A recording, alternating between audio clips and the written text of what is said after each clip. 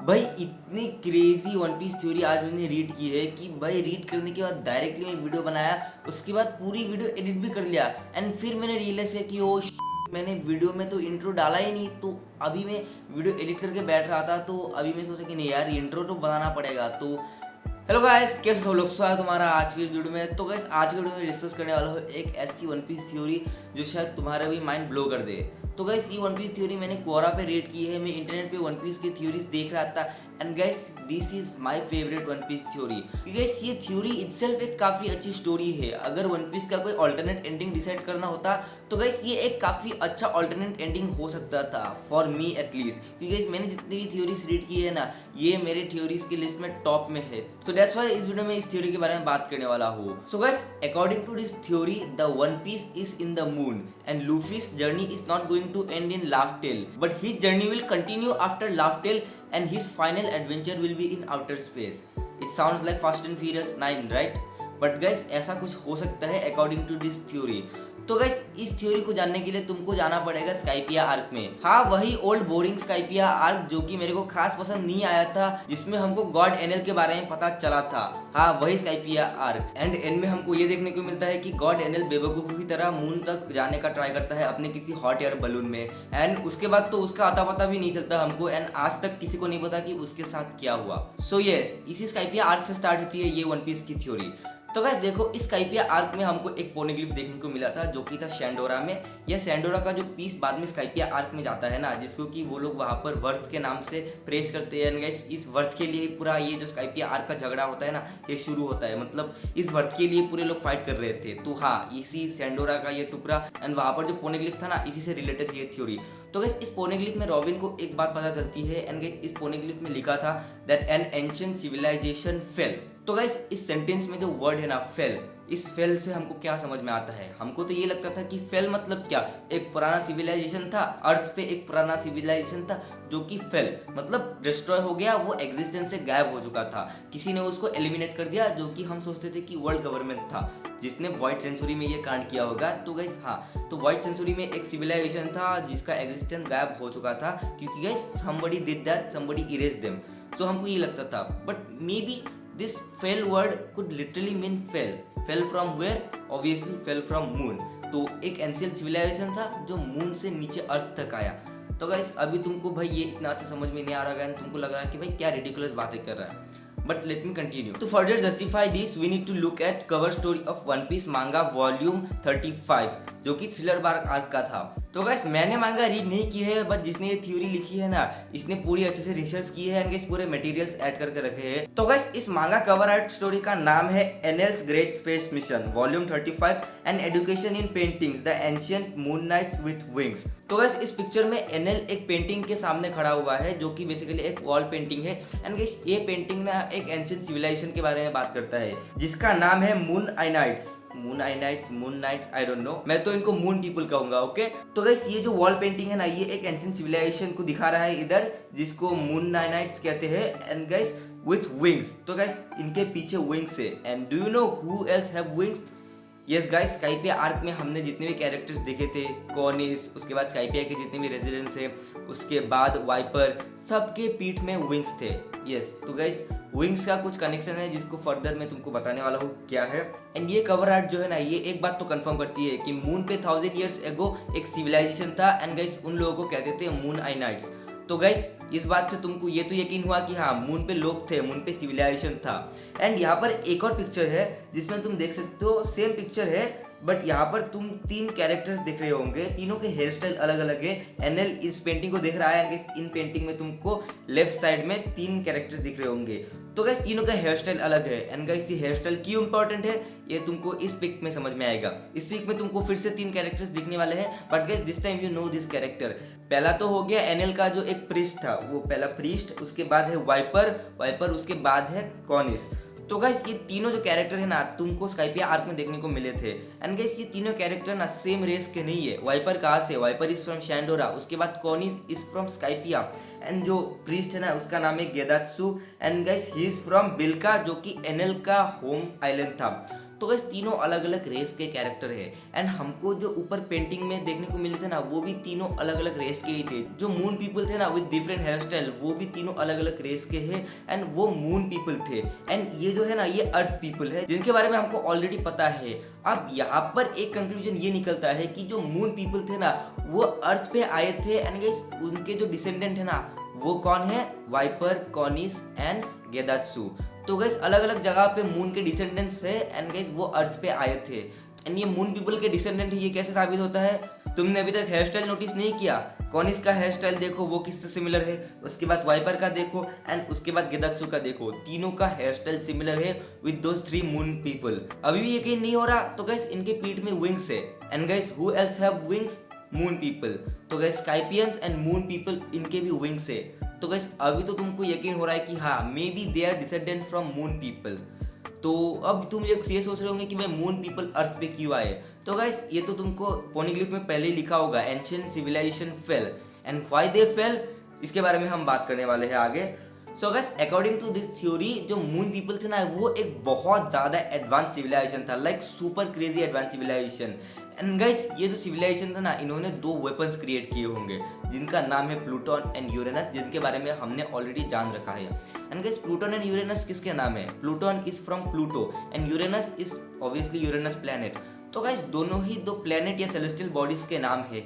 And जो moon people थे ना वो बहुत ज़्यादा हाई लेवल सिविलाइजेशन थे, मे बी वो लोग इंटर प्लैनेटरी ट्रेवल भी करते थे एंड गाइस मे बी उनको प्लैनेट्स के बारे में बहुत ज़्यादा पता था। एंड गाइस उन्होंने इन प्लैनेट्स के नाम के ऊपर दो वेपन्स के नाम रखे जो कि बहुत ज़्यादा डिस्ट्रक्टिव थे, मतलब वेपन्स ऑफ मास डिस्ट्रक्शन था। Three biggest weapons, Poseidon, Pluton and Uranus and may be दो इन्होंने ही बनाए थे मून पीपल ने। तो गाइस वो इतने हाई लेवल सिविलाइजेशन थे। एंड मेरा यहाँ पर एक इनपुट है जो कि थ्योरी पे नहीं है, बट मैं क्या सोचता हूँ जो मून पीपल थे ना वो बहुत ज़्यादा हाई सिविलाइजेशन थे एंड गाइस वो बहुत पीसफुल थे। वेपन क्यों बनाए उसके बारे में मैं कुछ नहीं कह सकता, बट मेरे को इतना लगता है ना वो बहुत ज़्यादा रिसोर्सफुल थे, उनके पास सब कुछ था एंड गाइस उनके कुछ ऐसा झगड़ा वगैरह नहीं था। मतलब अर्थ पे जैसा है ना वन पीस के अर्थ में बहुत सारे आइलैंड्स है, इतना ज़्यादा लैंड कम है and guys her cheese separate है। तो गाइस बहुत सारे किंगडम भी है एंड गाइस पीस बहुत कम है वन पीस पे, रेसिज्म बहुत ज़्यादा तुमको वन पीस पे देखने को मिलती है। एंड गाइस ईस्ट ब्लू के अलावा जितने भी अदर सीज है ना वहाँ पर तो पता ही है तुमको होते ही रहते कुछ कांड। तो गाइस जो मून पीपल थे ना मेरे को क्या लगता है बहुत ज़्यादा मतलब इतने हाई लेवल पे थे, इतना सब उनके पास चीज़ें था ना उनका कुछ ऐसा था ही नहीं। तो गाइस खुद के बीच में तो उनका एकदम मस्त चल रहा था, एकदम सेटल। एंड ये मैं क्यों कह रहा हूँ तो गाइस देखो वन पीस में तुम वो एक बात नोटिस की होगी, ओडा सेंसे जो भी करता है ना उसका सिग्निफिकेंस होता है। किसने सोचा होगा लबून के बारे में हमको इतनी एंड में पता चलेगा सीरीज के, लाइक थ्रिलर बार्क में हमको लबून के बारे में फिर से पता चलेगा, क्योंकि मैं तो लबून के बारे में भूल गया था, मैंने केयर भी नहीं किया था। बट गाइस थ्रिलर बार्क में ब्रुक की स्टोरी देखने के बाद तो भाई आंखों में आंसू आ गए। एंड थ्रिलर बार्क से याद आया लबून के साथ जो डॉक्टर था ना, I forgot his name, but guys किसको पता था कि वो रॉजर के क्रू में था, he went to राफ्टेल guys.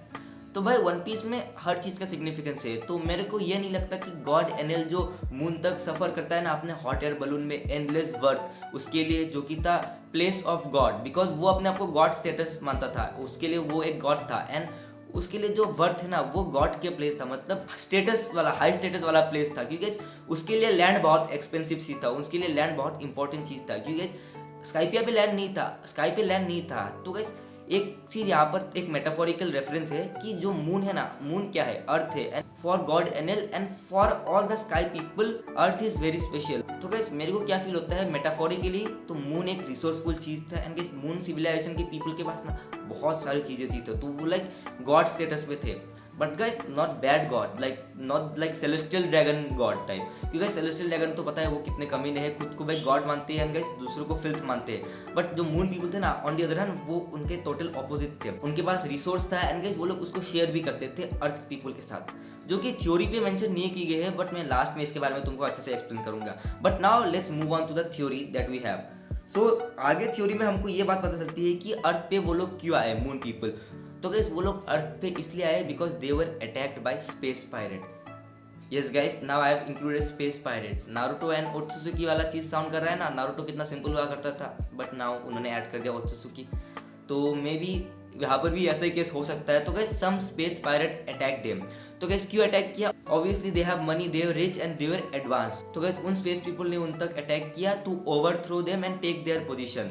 And जब उन पर स्पेस पायरेट्स ने अटैक किया तो गैस वो अपने आप को बचाने के लिए अर्थ पर आ गए। बट गैस यहाँ पर ही वो स्पेस पायरेट्स नहीं रुके, उन्होंने उनका अर्थ तक पीछा किया, अर्थ तक उनको चेस किया। एंड गैस उनके जो पूरी सिविलाइजेशन है, पूरे सिविलाइजेशन को उन्होंने एलिमिनेट कर दिया, उनका एग्जिस्टेंस हिस्ट्री से मिटा दिया, जिसको कि वन पीस के वर्ल्ड में हम जानते हैं वॉइड सेंचुरी के नाम से। बट यहाँ पर एक और बात यह है कि स्पेस पायरेट जो है ना, उनको लगता था कि उन्होंने मून पीपल का एग्जिस्टेंस ना नॉर्मल पीपल के आंखों में से गायब ही कर दिया। But guys some moon people who escape they survive and they started to live on earth. And उसके बाद उन्होंने अर्थ पीपल के साथ प्रोक्रिएट किया। एंड गैस उनके बाद उनके जो डिसेंडेंट थे ना, जो कि तुमको देखने को मिला शैंडोरेंस, एंड उसके बाद जो कि स्काइपिया का एंड गैस गेदात्सु, तो गैस वो उनके डिसेंडेंट बने जाके। तो गैस मोस्टली सबको तो एलिमिनेट कर दिया एंड गैस एग्जिस्टेंस हिस्ट्री से मिटा दिया। बट सम एस्केप्ड एंड उनके डिसेंडेंट्स अभी भी एग्जिस्ट करते हैं। बट एक और चीज जो कि स्पेस पायरेट्स एग्जिस्टेंस से मिटा नहीं सकी, वो है पोनिग्लिफ्स, जो कि फॉर सम रीजन अर्थ के चारों ओर स्कैटर हो गए। इसका भी मेरे पास एक इनपुट है, आई डोंट नो कितना सही हो सकता है, बट मेरे को क्या लगता है, तुमको पता होगा मून तो अर्थ के अराउंड रिवॉल्व करता है। तो guys just as ancient civilization fell from moon, may be poneglyph also fell from moon. And moon जैसे अलग अलग एरिया पे रिवॉल्व करता रहता है ना अर्थ के सराउंडिंग, तो इसलिए मे बी पोनिग्लिफ भी अलग अलग जगह पर पहुंच गए। तो मे बी ये ऐसा केस हो सकता है, but I am not sure, ये मेरा खुद का ओपिनियन है। Okay again so let's talk about the theory. तो हमको क्या पता चला कि पोनिग्लिफ्स बच चुके एंड गैस कुछ डिसेंडेंट रह चुके थे। And as Robin mention that this poneglyphs have details about the void century. तो गैस ये पोनिग्लिफ ना बहुत डेंजरस है for home space pirates, because in poneglyph में पूरा सीक्रेट से कि क्या हुआ था वॉइड सेंचुरी के टाइम।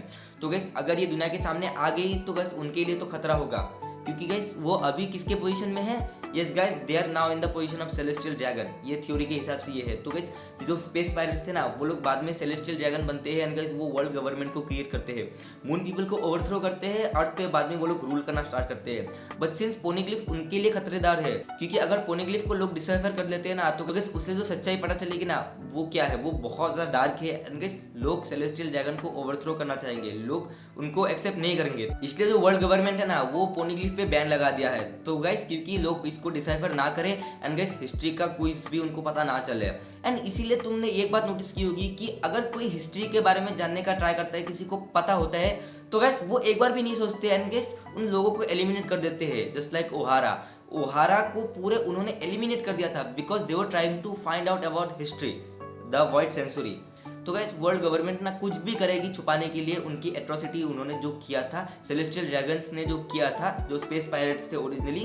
तो गाइस ये बात भी तुमको अभी पता चल चुकी है। तो नाउ लेट्स मूव ऑन। तो गाइस अब यहाँ पर मैं ये क्यों कह रहा हूँ कि सेलेस्टियल ड्रैगन स्पेस पायरेट्स थे? तो गाइस तुमने सेलेस्टियल ड्रैगन बहुत बार देखा होगा, इस टोमो को ही देख लो। अब इस टोमो को देखने से तुमको क्या पता चलता है? एक बहुत ज्यादा खड़ूस, एकदम इरिटेटिंग पर्सन जैसा दिख रहा है ना। बट गाइस इसके फेस को छोड़ो, इसके सूट पर ध्यान दो। इसका सूट कैसा लगता है? कुछ रिमाइंड हुआ तुमको? यस गाइस ये जो सेलेस्टियल ड्रैगन है ना, इनका जो सूट है ना, वो कुछ हद तक तुमको स्पेस सूट जैसा नहीं लगता? सुनने में रिडिकुलस लगता है, बट गाइस इतना ज़्यादा कैसे कोइंसिडेंस हो सकता है कि स्पेस पायरेट्स एंड इनका जो आउटफिट है ना, वो स्पेस सूट जैसा है। एंड जो सेलेस्टियल ड्रैगन्स है ना, वो अपने सर पर एक बबल पहनते हैं। तो गाइस इसको तो ओडा ने ऐसे कहा था कि वो लोग हम फिल्थी ह्यूमंस के साथ सांस नहीं लेना चाहते, तो वो लोग इसलिए बबल पहनते हैं। एंड हमने ये देखा भी है कि मरीजुआ में वो लोग बबल नहीं पहनते हैं। बट गाइस इसका लुक ना स्पेस सूट जैसा बहुत ज़्यादा सिमिलर है and I don't think it's a coincidence. So celestial dragon के बारे में बात कर दिया, वर्ल्ड गवर्नमेंट के बारे में बात कर दिया, तो नाउ व्हाट इज लेफ्ट? तो guys now it's left about the will of D, जो कि इस पजल का लास्ट पीस है, जिसके बारे में जानने के लिए सभी वन पीस फैन सालों से वेट कर रहे हैं। तो guys may be will of D ये हो सकता है। तो गाइस जब तुम लेटर डी को देखते हो, doesn't it look like a half moon? 2D यानी कि full moon and later D is like a half moon. तो यहाँ पर हाफ मून ये वाली क्या चीज़ है? तो गाइस जैसे कि बता, मून पीपल के डिसेंडेंट्स अर्थ में है, जो कि ये थ्योरी प्रूफ करती है, जो कि ये थ्योरी सजेस्ट करती है। अब यहाँ पर देखो, जो मून पीपल थे ना, वो जो एस्केप कर गए थे, जो बच गए थे, जो एलिमिनेट नहीं हुए थे ना, वो बाद में अर्थ पीपल के साथ ब्रीड करते हैं, उनके बच्चे होते हैं, उनके चिल्ड्रंस होते हैं। एंड मे बी जो डी पीपल्स है ना, जो डी क्लैन के पीपल है ना, वो सभी हाफ मून हाफ अर्थ पीपल है, जो कि उनके डिसेंडेंट है मून पीपल के, क्योंकि उनके हाफ डिसेंडेंट्स तो मून के थे। एंड बाद में जब वो लोग अर्थ पे आए मून पीपल, उनके बाद वो अर्थ पे सेटल हुए, उसके बाद अर्थ में उनकी फैमिली हुई। तो बस उनका रेस क्या होगा? Half moon and half earth people. तो बस जो डी पीपल है ना, जो जितने भी डी क्लैन के मेंबर्स है ना, वो मे बी ये हाफ मून पीपल ही है, maybe they are descendant from that moon civilization and maybe उनका जो गोल है ना, will of D is to overthrow the space pirate, is to overthrow celestial dragon and फिर से जो ancient civilization था, एंशियंट मून सिविलाइजेशन एंड जो कि एकदम ग्रेट था, पूरा वर्ल्ड एकदम फ्री था। मतलब वन पीस का मेन थीम क्या है? फ्री बनने का ना। पायरेट लूफी के लिए पायरेट किंग बनने का मीनिंग क्या है? फ्री होना। And freedom doesn't come one way. अगर तुम फ्री होना चाहते हो तो गैस तुम दूसरे का फ्रीडम नहीं ले सकते। तो guys freedom comes in both ways. तो गैस सबका फ्रीडम होना होगा। तो maybe will of D is to overthrow space pirate and guys world को फिर से पीसफुल बनाना। क्योंकि इस वन पीस का वर्ल्ड जितना पीसफुल लगता है ना, हमको लगता था स्टार्टिंग में, जैसे हम देखते कि वन पीस का वर्ल्ड एकदम पीसफुल नहीं है भाई, बहुत सारे एजेंडा हो रहे हैं। जो साइफर पोल है वो तो लगे ही रहते हैं, वर्ल्ड गवर्नमेंट के जो एट्रोसिटी वो करते हैं ना, उनको बार बार ढकते रहते हैं। तो गैस वर्ल्ड गवर्नमेंट तो करती रहती है बैकग्राउंड में बहुत सारे काले बिजनेस। तो ये बहुत सारी चीज़ें हैं वन पीस में जो कि एकदम पीसफुल नहीं है। तो विल ऑफ डी है ना, वो यही हो सकता है। मे बी जो मून पीपल के डिसेंडेंट है ना, उनका ये इस काइंड ऑफ एक रिवेंज। तो गैस उनका मकसद ये है कि वो लोग अर्थ पे फिर से पीस को रिस्टोर करें एंड गैस फिर से वो लोग एक ग्रेट मून सिविलाइजेशन बिल्ड करें। तो गैस मे बी उनका ये गोल हो सकता है। तो अब तुमको थोड़ा समझ में आ रहा होगा कि मैं क्या बातें कर रहा हूँ। बट यहाँ पर इस थ्योरी में ना कुछ चीजें मिसिंग है, like who is Joy boy. उसके बाद एक और चीज हमको ये पता है कि पोनेग्लिफ जो है ना, वो बनाया गया था कोजुकी फैमिली के द्वारा। कोजुकी क्लैन ने पोनेग्लिफ्स को बनाया था, जो कि वानो के पीपल है। तो गैस मैंने बोल तो दिया कि जो पोनेग्लिफ्स थे ना, वो मून से अर्थ पे फेल डाउन हुए, या बेसिकली मून पीपल का ये था। तो गैस मे बी मेरे को क्या लगता है ना, ये मेरा खुद का इनपुट है। तो गैस ये जो मून पीपल थे ना, एंड इनका अर्थ के साथ काफी अच्छा रिलेशन था, मेरे को लगता है ये लोग अर्थ के लिए बेसिकली गॉड थे। एंड गैस स्पेशली इनका वानो के साथ, मे बी कोजो की फैमिली के साथ काफ़ी अच्छा कनेक्शन था एंड मे बी उन्होंने उनको हेल्प किया था। एंड मे बी वानो बहुत ज़्यादा हैवी मतलब हैवी नहीं, बहुत ज़्यादा एडवांस सिविलाइजेशन हुआ करता था मे बी।